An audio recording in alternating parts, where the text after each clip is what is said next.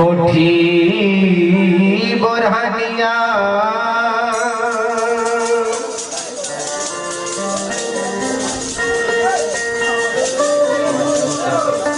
हे माले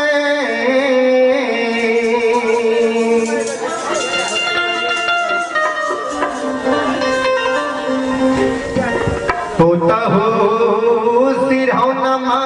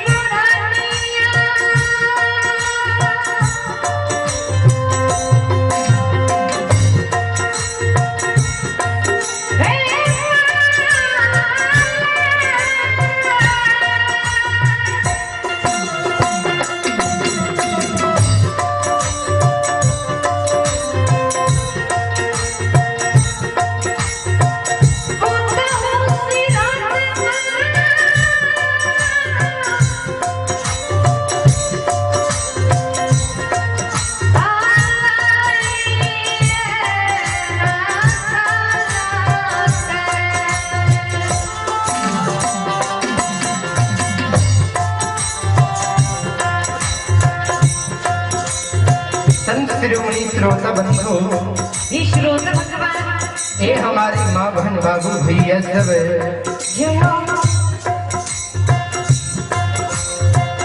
जब माले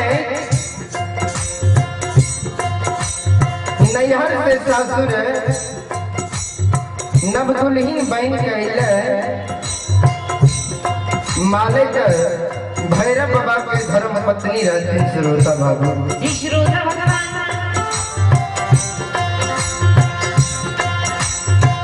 मालिक जब सवेर में जाकर मालिक ने जब मालिक समेत से जब घर आंगन के नहीं बुहारे समेत से जो मालिक के सोना मुट्ठी बोरे नहीं मिले और समेत से जो मालिक घर आंगन के नहीं बुहारे कोई कारण मालिक के सासू माँ यानी बूढ़ी माँ मालिक के उल्हन प्राप्त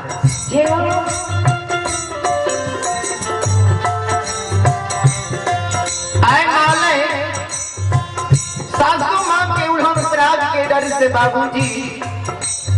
सोना मुट्ठी बोरहन के सूते के बेर में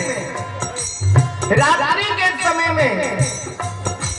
सिरहौन के बगल में राख लिये मालिक मन में सोचिए जब हमारे सवेरे सवेरे नींद टूटत ने सिरहौन से सोना मुट्ठी बोरे निकाल ले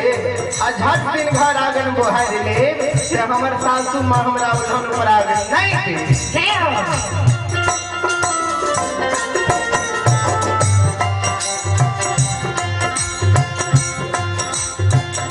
आयो भेले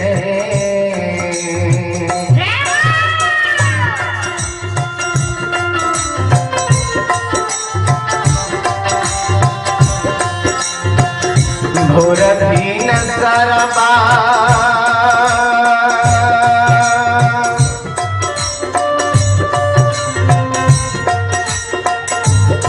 हे बाबू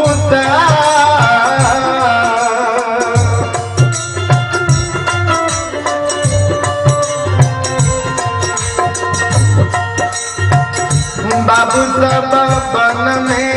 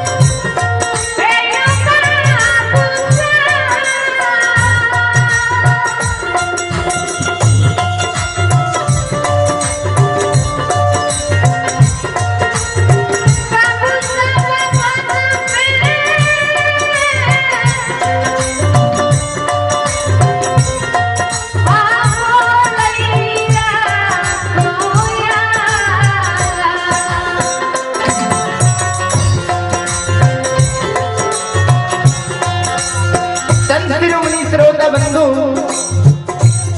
ये हमारी माँ बहन बाबू भैया सब 3 बजे बाद के रात्रि के समय के ब्रह्म मुहूर्त कह जाइए। जहिना भोर भिनसार होइए, वन में कोयल बाबूजी आवाज लगावे लगे, होने लगे। ध्यान देवे संत शिरोमणि श्रोता बंधु।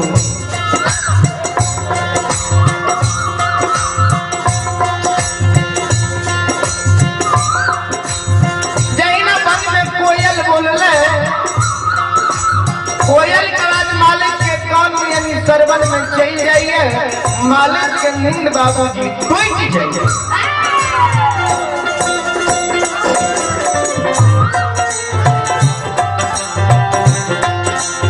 जहिना मालिक के नींद टूटिए,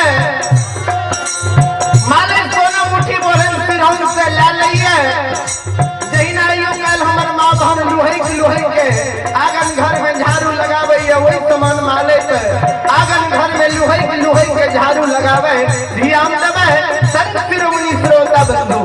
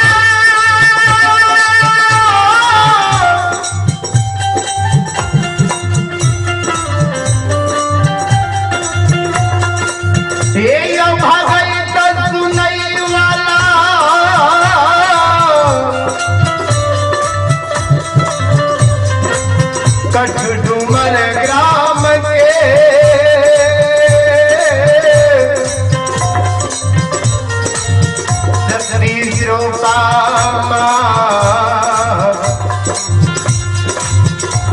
माँ बहन सा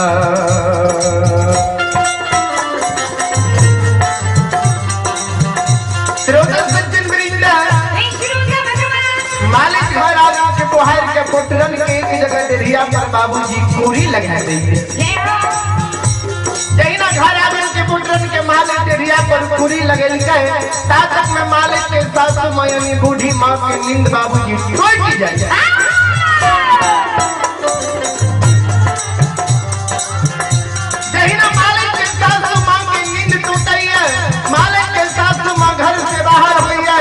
आंगन आ गई है देखिए मालिक के गारागन के बोटरन डेरिया पर एक जगह पूरी लगी नहीं है मालिक के व्यवहार देख के मालिक के सासू माँ मालिक के सवेरे सवेरे आंगन में लाख लाख फूलन उड़ा रहे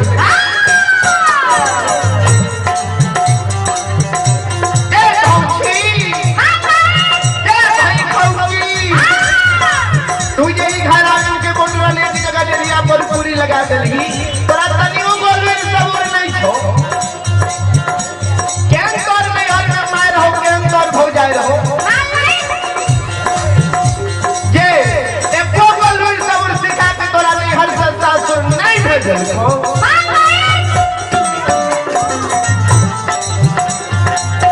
तनियो करल हुई सबूर नहीं छो याद तोरा नहीं छो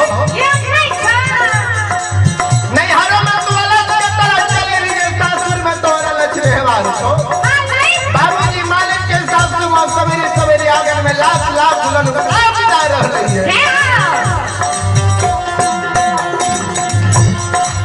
आंगन नहीं रहा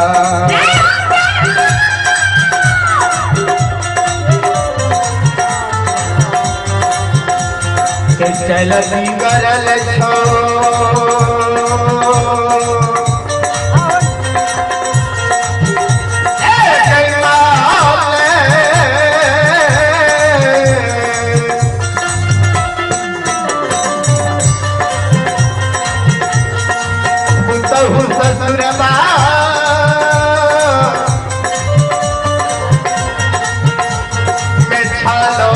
लक्ष्मी बहारा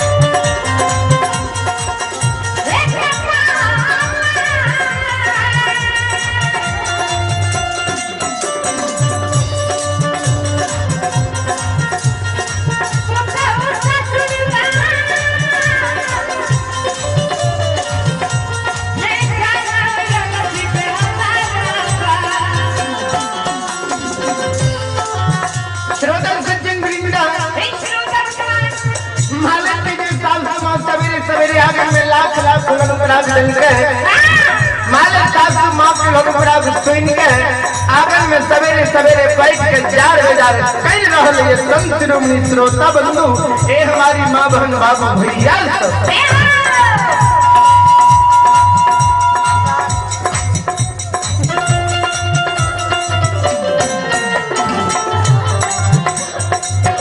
बाबूजी मालिक आंगन में बैठ के जार बेजार खा नहीं है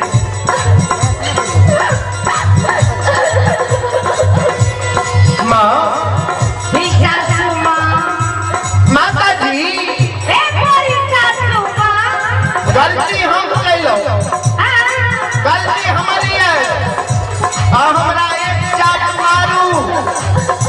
लेकिन हमरा तैयार में बाप भाई के माय भौजाई के न्यूल हम बना दिए हमरा वंश खानदान के नहीं गाली दी ए सासुम ए मैया ए माता जी